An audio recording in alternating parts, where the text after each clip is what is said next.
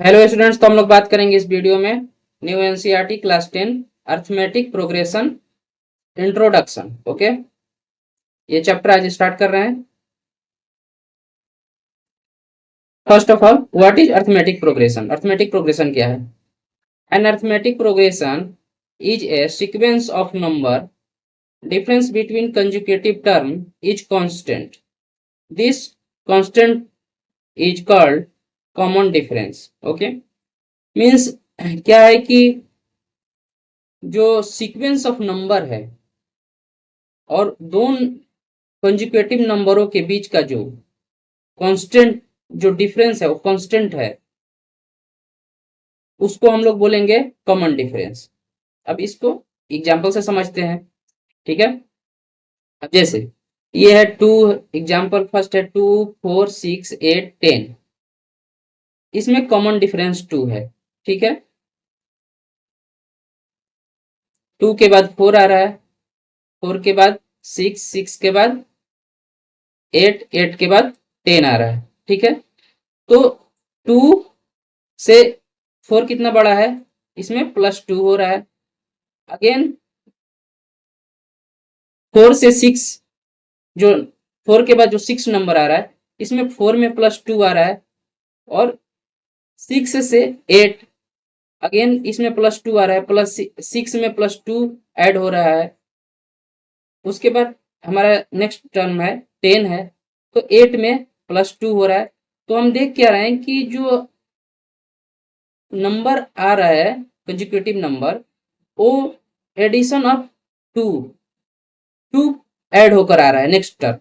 जैसे 2, उसमें 2 ऐड हो रहा है, 4 आ रहा है, 4 में 2 ऐड हो रहा है, 6 आ रहा है, 6 में 2 ऐड हो रहा है तो 8 आ रहा है, 8 में 2 ऐड हो रहा है तो 10 आ रहा है। मीन्स इन दो नंबरों का कम डिफरेंस जो है सब जगह 2 2 2 ही है।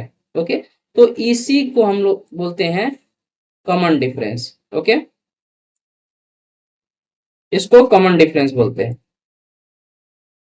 इस +2 को। और ये हमारा एपी में है, ये टोटल नंबर जो है ये एपी में है। अगर यहाँ +2 है, यहाँ +3, यहाँ +5, यहाँ +4 आता तो ये एपी में नहीं होता। ठीक है, तो ये तो एक पॉजिटिव टर्म के साथ हो गया, ये इंक्रीजिंग ऑर्डर में हो गया कि ये नंबर जो है इंक्रीज कर रहा है। अब सेकेंड वाला एग्जांपल है, जैसे 5 है, 3 है, 1 है, -1 है। 5 के बाद 3 आ रहा है, 3 के बाद 1 आ रहा है, 1 के बाद -1, -1 आ रहा है, और माइनस हम 4 टर्म। हम यहाँ देखते हैं कि 5 से 3 हो रहा है नंबर, मीन्स इसमें 2 सब्ट्रैक्ट हो रहा है। और 3 से 1 हो रहा है, मीन्स अगेन -2 हो रहा है। और 1 से -1 हो रहा है, मीन्स इसमें अगेन -2 सब्ट्रैक्ट हो रहा है। तो ये जो है नंबर, ये डिक्रीजिंग ऑर्डर में हो गया। और इसमें कॉमन डिफरेंस हर जगह इसमें भी सेम है, -2 -2 है। तो ये जो नंबर है 5 3 - 1, सॉरी 5 3 1 -1, इसमें हम देख रहे हैं कि दो नंबरों के बीच में सेम कांस्टेंट टर्म जो है, same constant term common difference है। ओके, और थर्ड वाला है 7 7 7। इस सिंबल को हटा देते हैं, नहीं तो ये कंफ्यूजन कर रहा है। ओके, 7 7 के बाद अगेन 7 आ रहा है, फिर 7 आ रहा है, फिर 7 आ रहा है, फिर 7 आ रहा है। मीन्स इसमें जो प्लस हो रहा है, जीरो कॉमन डिफरेंस है, इसमें जीरो ऐड हो रहा है। तो इसमें जो है सेम नंबर रिपीट हो रहा है, क्योंकि इसका कॉमन डिफरेंस जो है ना पॉजिटिव नंबर है ना निगेटिव नंबर है, मीन्स ना ग्रेटर देन जीरो है ना लेस देन जीरो है। सो ये सेम नंबर रिपीट कर रहा है। ओके, नेक्स्ट पेज पर चलते हैं। अब हम इंपॉर्टेंट टर्म, फर्स्ट टर्म बोलते हैं ए को। किसी कोई नंबर अगर एपी में गिवन है तो उसका जो फर्स्ट टर्म है उसको हम ए से रिप्रेजेंट करेंगे, उसको फर्स्ट टर्म बोलेंगे। और कंजुगेटिव नंबरों के बीच का जो कॉमन डिफरेंस है उसको हम डी से रिप्रेजेंट करते हैं, और nth टर्म को हम an से रिप्रेजेंट करेंगे। जैसे general formula of AP is written as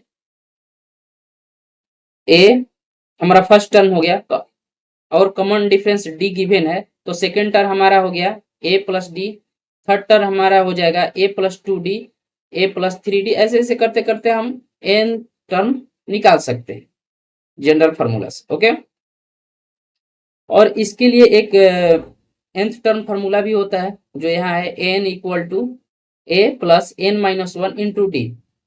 तो जैसे कि n इक्वल टू हमारा 10th है, मीन्स हम ए 10 का वैल्यू निकालना चाहते हैं, मीन्स 10th टर्म का हम वैल्यू निकालना चाहते हैं।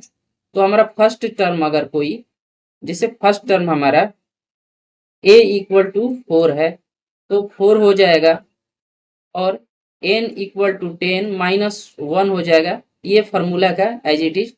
और कॉमन डिफरेंस भी हमें नोन होना चाहिए। तो कॉमन डिफरेंस यदि हमारा कितना 2 है, d इक्वल टू 2 है, तो यहाँ 2 हो जाएगा। तो हमारा जो 10th टर्म होगा वो क्या हो जाएगा, 4 प्लस 9 इंटू 2 मीन्स 4 प्लस 18, तो ये 22 हो जाएगा हमारा 10th टर्म, 22 हो जाएगा हमारा 10th टर्म। ओके, और यहाँ देखिए जनरल फार्मूला जो है, फर्स्ट टर्म हमारा अगर कितना है 4 है तो ये हो गया, सेकेंड टर्म हमारा सेकेंड टर्म हमारा 4 प्लस 2 हो जाएगा, क्योंकि कॉमन डिफरेंस हम यहाँ एज्यूम किए हैं 2, तो 4 प्लस 2 हो जाएगा। फिर थर्ड टर्म हमारा क्या हो जाएगा, थर्ड टर्म हमारा हो जाएगा a plus 2d, means a plus 2d का वैल्यू कितना हो जाएगा, 4 प्लस 2 इंटू 2, तो ये हो जाएगा 4 प्लस 4 मीन्स 8 हो जाएगा थर्ड टर्म।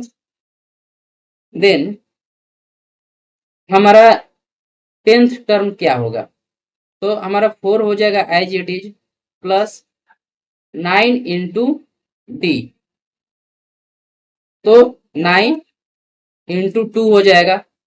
तो ये अगेन ये इस फॉर्म में ये वाला टर्म आ गया, 4 प्लस 9 इंटू 2, तो ये हो गया हमारा 4 प्लस 18, तो ये हो गया हमारा 22।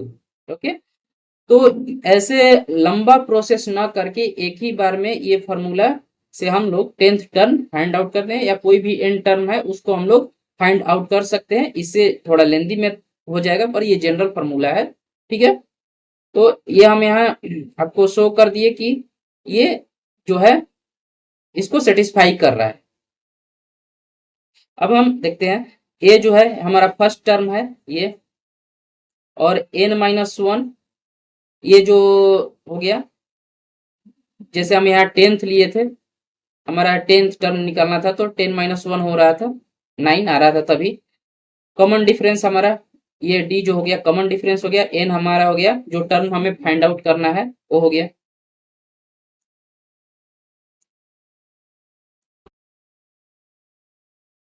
एग्जाम्पल में भी 10th टर्म को ही लिया गया है।